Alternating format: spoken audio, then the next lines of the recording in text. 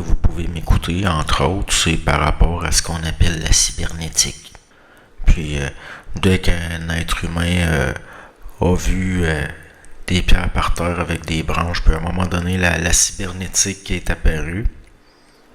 Pourquoi? Parce que l'être humain, il y a une capacité de modélisation, il y a une capacité de synthétisation, il y a une capacité de compréhension de lois, par l'observation pour ensuite s'en servir puis l'appliquer à des structures qu'il crée. Donc, si on regarde l'informatique, les 1, les 0, c'est Leibniz, mais avant ça, il y a eu les Qing chinois, qui est fait avec des traits, mais c'est un code binaire, là, c'est la même chose. Vous pouvez modéliser tout l'univers comme ça. Pourquoi est-ce qu'on réduit l'univers à des lois que finalement ça aboutit à... Il y en a qui vont représenter ça par un triangle ou un point ou un cercle ou peu importe là. C'est-à-dire que c'est les mêmes lois qui s'est appliquée d'une façon qu'on pourrait dire des lois qui s'appliquent d'une façon fractale, c'est-à-dire qu'il y a des structures dans des structures avec la même loi de départ, de la fin jusqu'au... au fond, c'est un peu comme si du givre, comme j'ai déjà dit, du givre se forme sur une fenêtre, il va obéir à des lois puis créer des structures. Et on va considérer qu'il y a quelque chose d'aléatoire, mais si on regardait dans l'infiniment petit, on verrait que c'est coordonné aussi avec un terrain qui est lié aux infructuosités de la vitre, la température à laquelle ça se forme, la vitesse à laquelle ça se forme, l'humidité, un paquet de facteurs qui, au fond, on dirait qu'il y a de l'aléatoire parce qu'on ne voit pas dans son ensemble les choses. Il y a plus d'aléatoire dans... N'écoutez surtout pas les magazines santé pour protéger votre mémoire, car ils nous ont menti. Si vous commencez à oublier des prénoms, des dates ou même pourquoi vous êtes entré dans une pièce... La conscience humaine que dans la nature elle-même, au fond. Parce que la nature obéit tout le temps des lois. Puis l'esprit humain, on dirait que des fois, il vient à bout de désobéir. Étrangement, si on peut dire. Justement, on peut pirater jusqu'à un certain point la systémique du monde par une compréhension de ses lois. Anciennement, c'était la science des sciences qui englobe tout puis qu'il y a une compréhension de la nature que certains ont voulu faire passer comme la science la plus élevée, qui soit comme qu'on appelle la magie. Comme par exemple, regardez la cryptographie, ça remonte à loin. La cryptographie, ça remonte à même avant le Moyen-Âge. Aujourd'hui, c'est des monnaies, des crypto-monnaies. Mais la cryptographie, c'est simplement la capacité de transcrire sous forme codée selon une systémique quelque chose. C'est ça la cybernétique. La cybernétique, c'est la science des systèmes. Ça existait avant l'informatique. Puis l'informatique, c'est l'aboutissement de tout ça. Puis c'est de la magie. Pourquoi? Parce que le monde, il pense que la magie, ça fait appel à des affaires surnaturelles, alors que il y a des choses très, très concrètes. Par exemple, les gens qui étaient accusés de sorcellerie pour avoir empoisonné des troupeaux mettaient du poison dans l'eau pour que les bêtes s'empoisonnent. C'est lié à des connaissances. La science occulte, ce qui est occulte, c'est des connaissances cachées, c'est-à-dire vous vous servez de connaissances que vous avez de lois par rapport à des systèmes pour les pirater quelque part. Comme par exemple, empoisonner un troupeau, c'est comme c'est pirater l'eau c'est pirater le troupeau pour qu'il meure. Mais c'est un système, un troupeau, c'est un système, le fait qu'il faut qu'il boive, c'est des lois, si vous le faites en cachette, c'est occulte, c'est caché. Donc oui, il y a des gens qui, à cause de ça, ils ont été brûlés comme des gens, des sorciers, des sorcières. Ce qui est tout à fait normal. Faire du mal comme ça, c'était normal que faut qu'il y ait un système de justice, des contre-systèmes, si vous voulez. C'est tous des systèmes dans des systèmes. Peu importe de quoi on parle. Il y a tout le temps un système. Tout le temps. Donc, comment ça se fait que à New York, il y a des gens en finance qui lisent le Zohar, par exemple? Selon vous. Toutes les modélisations, c'est des mondes parallèles que l'être humain entretient, comme par exemple la valeur des monnaies. Pourtant, c'est ça qui contrôle le monde. Puis ceux qui ont la connaissance de certaines choses ou qui sont comme par exemple, si on reprend des affaires comme des délits d'initiés, oui, ça revient quelque part à de la science occulte parce qu'on se sert de choses qu'on n'est pas censé savoir, puis en cachette, on s'en sert pour...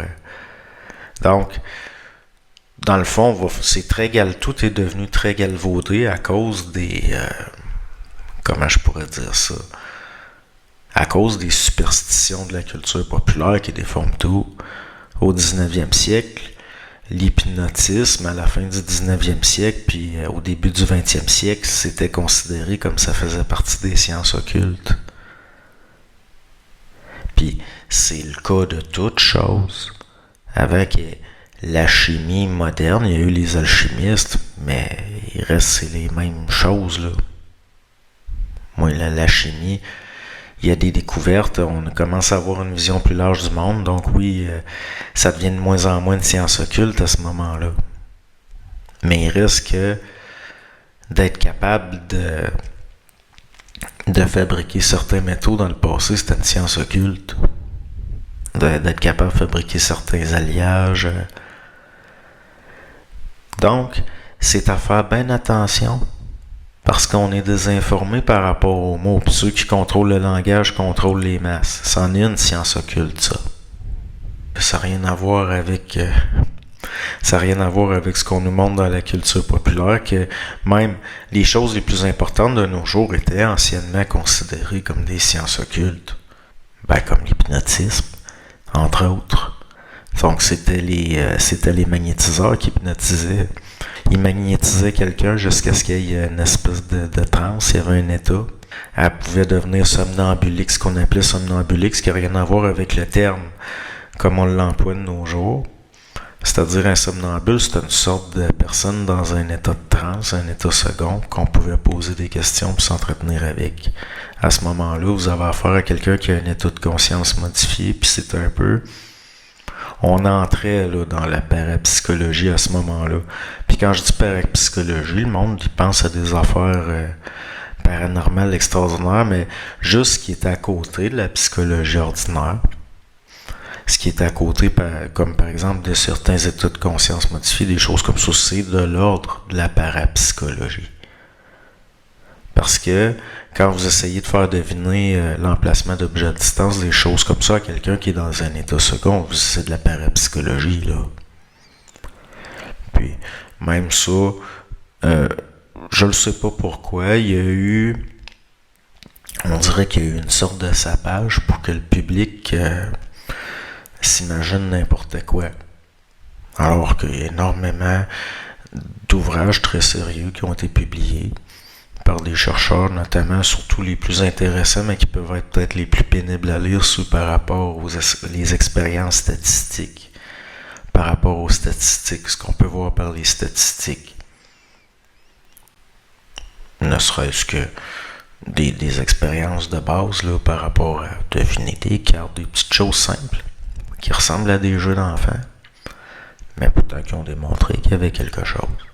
Donc, est-ce que comme des amibes, sans nous en rendre compte, nous sommes dans une sorte de plasma qui nous entoure, à des niveaux, justement, d'existence de la matière, à des niveaux qu'on connaît pas, qu'on comprend pas, possiblement, puis qu'il y a des échanges, puis il y a toutes sortes d'affaires, en tout cas, qui se passent, il y a toutes sortes de choses. Mais là, avec l'arrivée de la cybernétique, comme je l'avais dit il y a des années, que c'était un peu comme l'équivalent des miroirs magiques, là, il fallait fabriquer avec certains métaux, puis d'une certaine façon, ou des pots que des tribus se servaient avec de l'eau dedans pour communiquer d'un village à l'autre, qui aurait été rapporté. Mais là, c'est parce que là, c'est du concret, là, encore plus. Parce que c'est de la technologie, mais ça reste que c'est ça pareil, ça aboutit au même résultat de ce qu'on parlait des affaires liées à la magie, à la Renaissance, puis même avant. Donc, vous êtes tous dans l'occulte. Parce que on baigne dans le noir. Dans le sens que il y a un paquet d'affaires qu'on sait pas, qu'on voit pas. Il y a un paquet d'affaires qu'on voit qui sont pas réelles. Il y a un paquet d'affaires qu'on pense savoir. Dans le fond, là, le meilleur positionnement, puis qui rend le plus disponible, c'est pas de casser la tête, c'est pas se casser la tête avec ça, puis pas se situer là-dedans. Puis mener sa petite vie bien tranquille, mais observer ce qui arrive, être réceptif. Finit tout le temps par arriver quelque chose qui n'a pas de bon sens. J'ai jamais réussi à avoir une vie qui finit pas par arriver de quoi qui n'a pas d'allure, qui n'est pas supposé arriver.